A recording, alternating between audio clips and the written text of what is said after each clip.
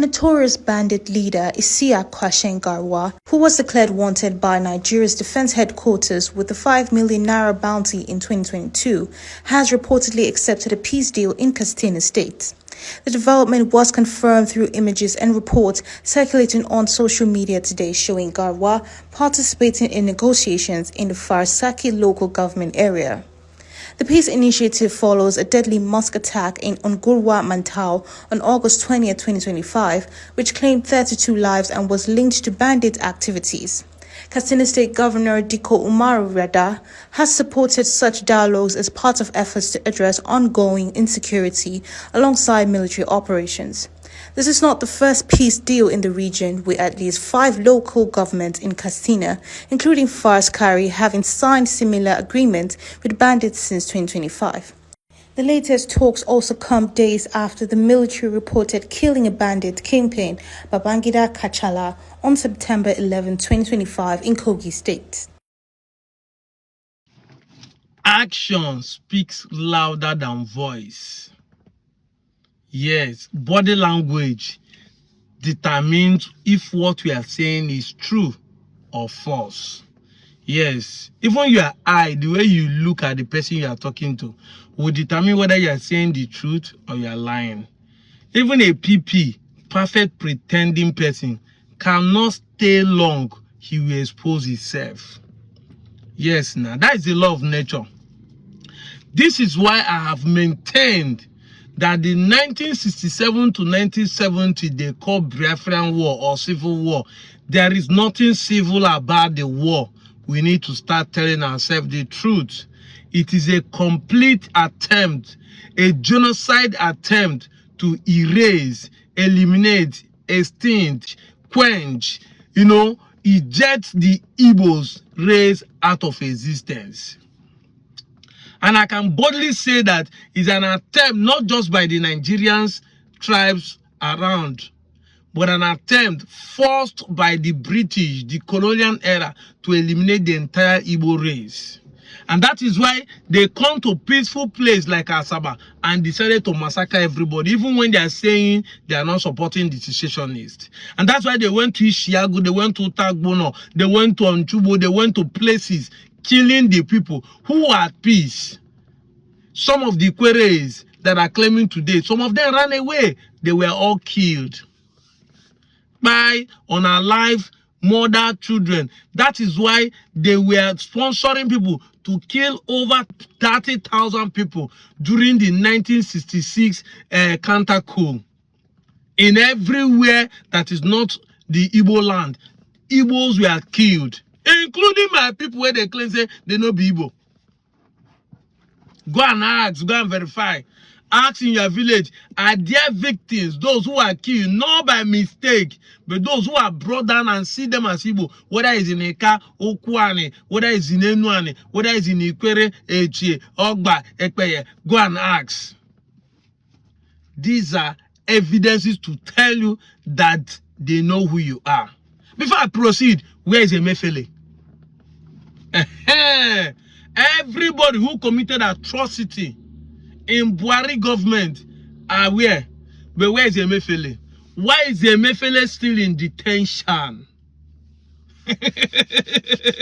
I keep telling you, keep denying who you are. There are 2 things involved. You become a minority, they will treat you as a minority. Of course, majority, they've suffered this. Talk less of you as a minority. Then, keep denying who you are. They will still treat you the way they're treating you because you are still an Igbo man. Tell me the reason a non-kidnapping, terrorizing individual is negotiating with the government of the day. But the man accused, you know what I mean by accused? They have not been proven that you have been in detention for 5 years. Let me excuse the Bola Ahmed Tinubu government that he's not the one that arrested, yes, Mazin Amandi Kano. He's not the one. Let me excuse him for that. But for 2 years he has been in power. What is he doing to justify or hasten the case? If the man is committed a crime, convict him. instead of living in DSS detention. If he has committed a crime, judge the man. Let us throw him. They know it's okay. They don't judge, and this is his case. He's not suffering it. But we are putting a man in detention and he's suffering as if he has already committed a crime. And I thank God that a day like this has come. You know, when he started, they are mocking him. Igbo people don't know this. Imagine the man can go rotting in jail, this and that. The same people are not feeling the pain because whatever the man said has come to pass. Kanu has become the man who saw tomorrow.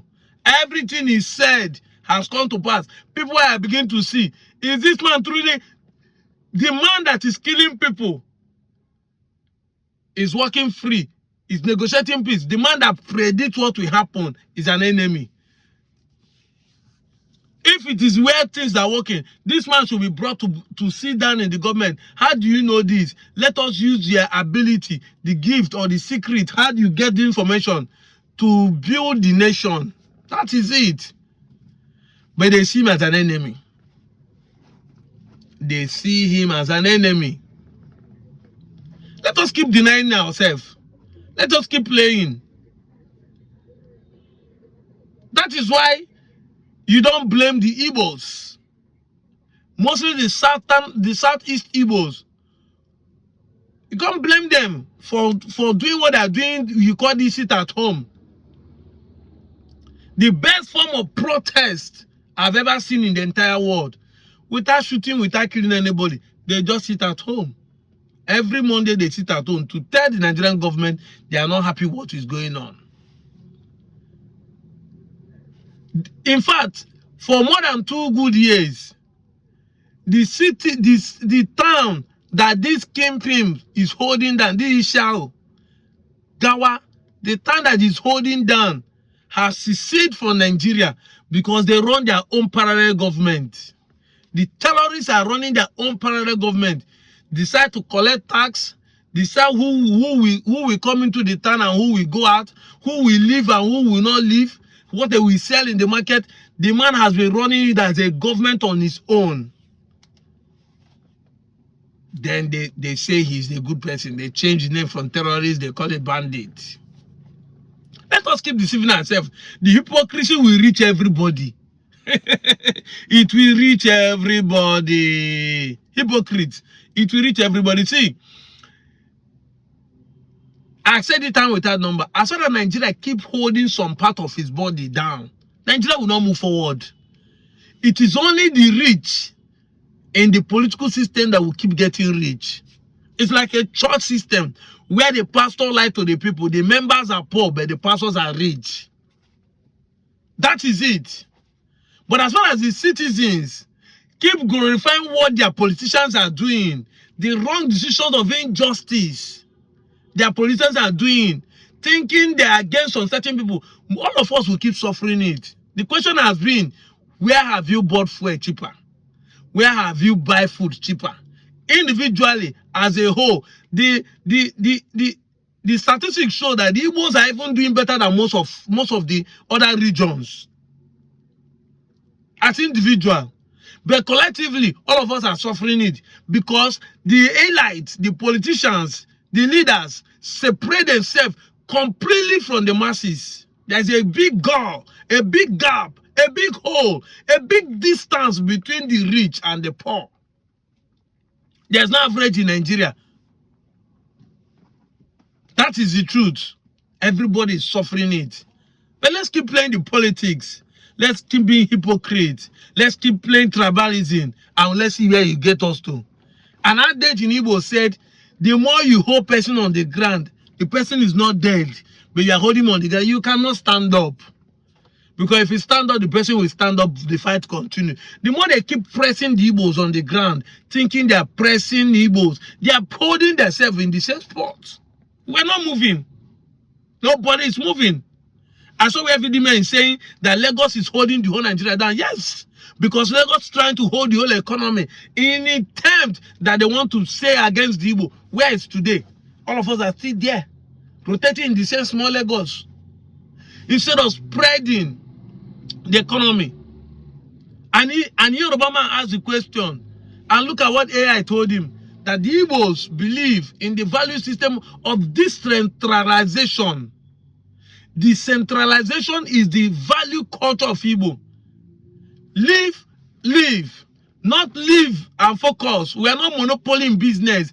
Example has been shown that if you go to a market where an Igbo man is selling goods, you will see everybody selling the same goods. If you go to a place that are manufacturing shoe, everybody is manufacturing shoe there. There's no monopoly. The one I don't have, I help my brother to sell it. The one my brother doesn't have, he helped me to sell it. There's no monopoly. It's not like I'm the one manufacturing shoe here. Nobody should come closer. So that I'll be the supreme, the only, or control. Like the king of Benin that want to be only the king and every person is a chief, a smaller person under him. No. Everybody is equal. We balance the equation. We're on the same high table. That is the Igbo value system. It's there. I'll show you. Let's keep playing the politics. Let's keep being hypocritical about it and see where it will get Nigeria to. That is it. 50 years after the Civil War, we are still at war. We are still at war. We are still at war. I said it when I was in Abuja. I said, as I bear Igbo name today, let them catch me with a knife on the afternoon, on the daytime. Knife dey my waist. I will be arrested. But a knife will be on the waist of a Fulani man on the odd hour. Even they talk of daytime. On the odd hour, nobody will arrest him. If you are living in Abuja, turn your steering to the right from Zuba. As if you are going to Kaduna, you will carry 4 people in the front of your seat. Road safety will not hold anybody. But once you turn your steering to the left, heading to Lokoja, road safety will hold you by carrying only 2 persons in the front. That is the hypocrisy. Because when people are talking this, you think it just ended here. That is the hypocrisy. And you know the funniest thing? He doesn't care whether you're a Yoruba or a Irebinu or a Gala. Once you turn here, the hypocrites start meeting you. Road safety will hold you for carrying more than 2. For not even holding a seat belt, road safety will hold you. But once you turn your steering to the right, as if you are going to Kaduna, Kano, Sokoto, anywhere, the road safety leaves you. That is the injustice we are talking about. It isn't only holding Mazin and Kano we are talking about here. The injustice will meet everybody. The hypocrites will catch everybody. And all of us will fall victim of it. We will pay for the price. You can keep just denying it, but it's going to hit all of us if you don't speak out. That is the funniest thing about it. You are in Abuja, try this thing I'm telling you. Don't go with your seatbelt. Turn your steering to the right. Let me see how you will drive and relocate without road safety holding you, without you paying fine. Let me see how you carry more than 2 persons in the front and go scot-free. And if anybody carry 2 and go scot-free, it must be an Hausa person. You that claim that you're a Gala, you're not evil, you're a Bibio, you're a fig, I'm a Kwere, I am not evil. Try it and know whether you will not pay through your nose. That's what we're talking about. The injustice will meet everybody. I thank God that some people are beginning to speak up. Let me read out. I got to read out some certain information. Salary report say, Bandit kingpin meet government official in Katsina.